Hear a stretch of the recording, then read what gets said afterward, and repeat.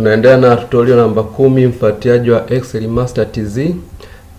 Kwenye tutorial leo naenda kufundisha jinsi ya kuingiza formula yako wewe mwenyewe. Kumbuka tutorial zote tulizopita tulikuwa tunaingiza function. Maana function ni kwamba unatumia formula ambayo imetengenezwa ambayo ipo kwenye Excel, kwa hiyo unachagua tu na unaingiza. Kwa mfano unaposema sum, hiyo ni function ambayo tayari ipo kwenye mfumo ishatengenezwa. Unaposema labda count if, hizo ni function. Kwa sasa mimi naenda kufundisha jinsi ya kutumia formula ambayo ni formula tu yake mahesabu kama kawaida tunazoziona. Kwa mfano labda multiplication, addition, division, subtraction.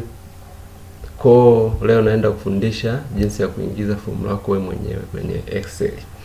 Kwa kwenye addition kama kawaida unaweka tu equal sign.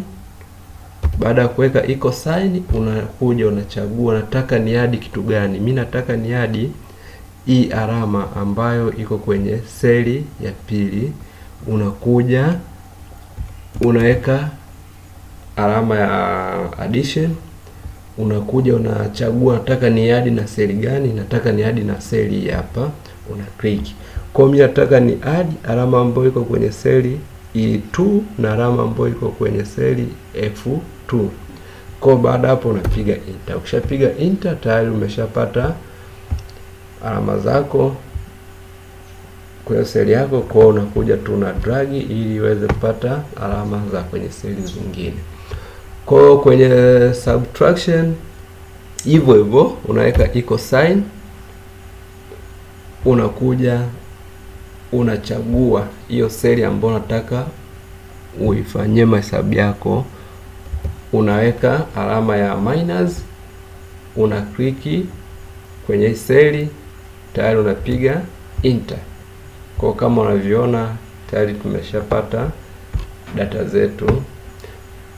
Kwa mfano 24 minus 16 unapata 8. Kwa kama unavyoona hapo. Multiplication pia vile vile unasema equal sign. Unakuja unachukua hiyo alama ambayo iko kwenye E2, una multiply.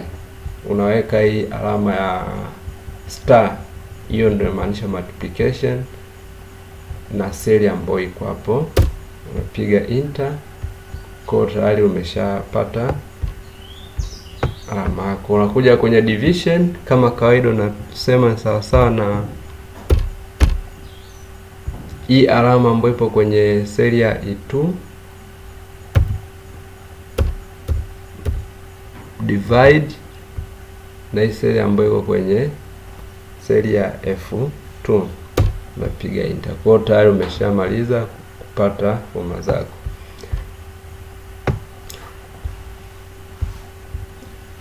Asante sana ndugu mfuatiliaji wa Excel Master TZ. Karibu tena kwenye tutorials zinazoendelea. Tafadhali subscribe, share, like na comment. Asante sana ndugu mfuatiliaji wa channel.